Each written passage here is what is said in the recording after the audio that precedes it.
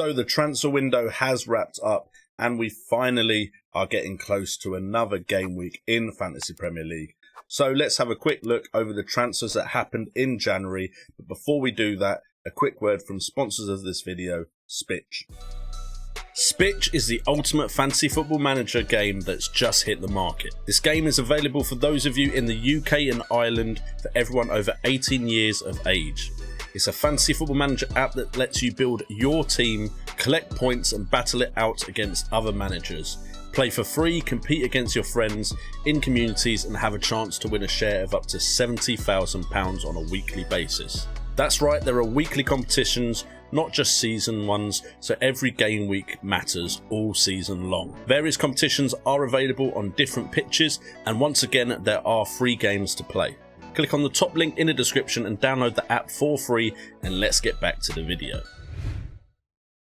Thank you to SPITCH so much for sponsoring these videos. It's much appreciated and helps support this channel. And let's get into the video and look at the first signing for Everton. And we're covering Everton twice in this video, and it is Dele Alli. Now, first of all, I want to make sure you all realise that I didn't want to cover every single player that has been signed for a new club in this January transfer window. I did want to focus on the ones that had some underlying stats that were impressive, either last season, the start of this season, or in the past. And Dele Alli is definitely one of those that was impressive in the past. Of course, with any new signing at a new club, for me personally, it is a wait and see how they land on their feet, because of course it could take them time to gel. You don't always get a Bruno Fernandes or a Zlatan Ibrahimovic that hit the ground running as soon as they sign for a new club. Now, there was a period when Dele Alli was one of those players that everyone in the game had to own.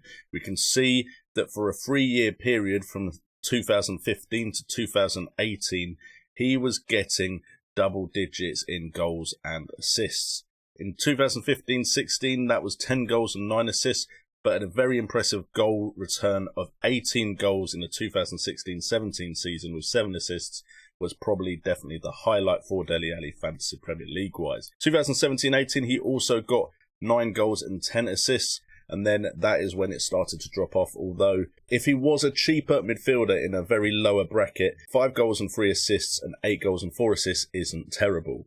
At 6.2 million and having got his transfer to Everton from Tottenham Hotspurs, he could be someone that, if he finds some form and gets some trust from new manager at Everton, Frank Lampard, could be someone that we need to look at. It's really that 2016-17 season, though, that could be an absolute standout if he can refine that form, with goals and assists per 90 at 0.74. So Dele Alli is definitely one of the main players on my watch list to see what happens at Everton and if he is a major part of the turnaround at that club. Before we move on, if you do want more videos like this in your face on YouTube, please do hit that subscribe button so you get all of my videos in your notification box. And also in the comments down below, feel free to leave me any questions you want me to answer personally. I'm going to try and do something a bit different in the up and coming days, so make sure to get involved in the comments down below. And don't forget to hit that like button to support the channel. The next player we go to is another Evertonian, a new Evertonian in Donny van de Beek. He comes in at a bit cheaper than Dele Alli does at 5.7 million. And he only has an ownership of 0.3%. He does, of course, move from Manchester United, a club that's having a lot of problems right now, of course.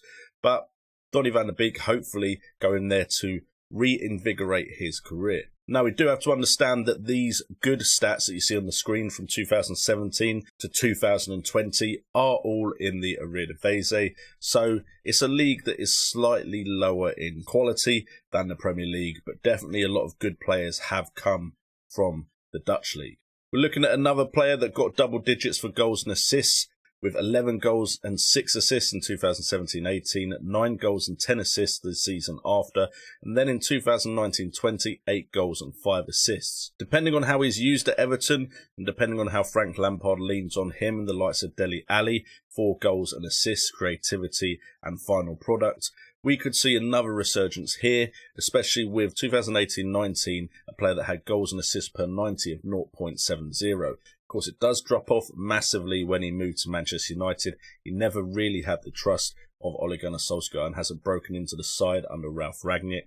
But that being said, I'm very hopeful for a return of the old Donny van de Beek, as of course he's likely to be trying to play for a spot in the Dutch side for the World Cup that's coming up at the end of the year. Now we move on to one of those good feeling stories, as Christian Eriksen has moved from the Serie A to join Brentford in the Premier League. It's a return of Christian Eriksen, even cheaper than Donny van de Beek, and of course this is a player that has some previous pedigree in the Premier League. Now we've got to remember all these stats are taken from his time in the Premier League with Tottenham Hotspurs, potentially when they were at their best under Pochettino is involved in this table of stats for you to look at. We can see a player that for 5 seasons in a row had double digits for goals and assists.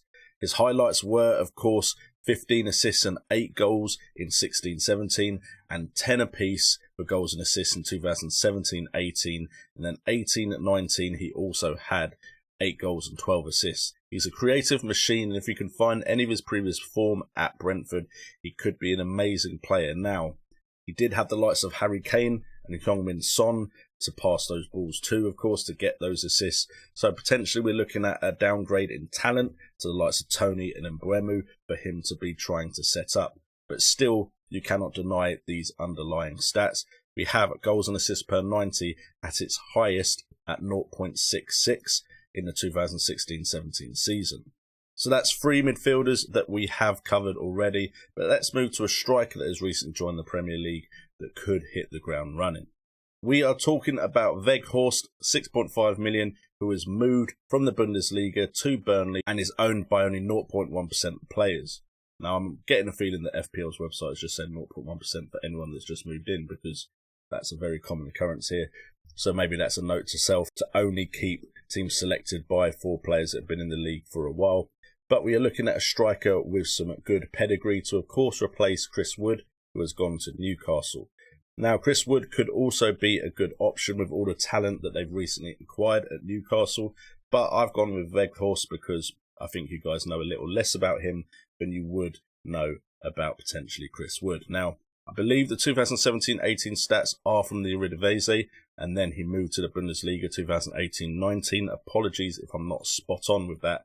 But we've got a player here with goals and assists per 90 from 2017 to 2021 that was always over 0.6 goals and assists per 90. It only dropped off this season to 0.41. At its highest in 2020-21 season, its goals and assists per 90 was at 0.86 per game, and that season he got 20 goals and 8 assists. That's 28 returns for you if he'd done that in the Premier League. Potentially this is an upgrade on Chris Wood, because 20 goals in a season is fantastic, and it was in the Bundesliga, and we've seen some players come from the Bundesliga and struggle, and some do very well, but that's still a fantastic return. And if he can get anywhere near that, you also have seasons where he got 16 goals and 17 goals in the Bundesliga.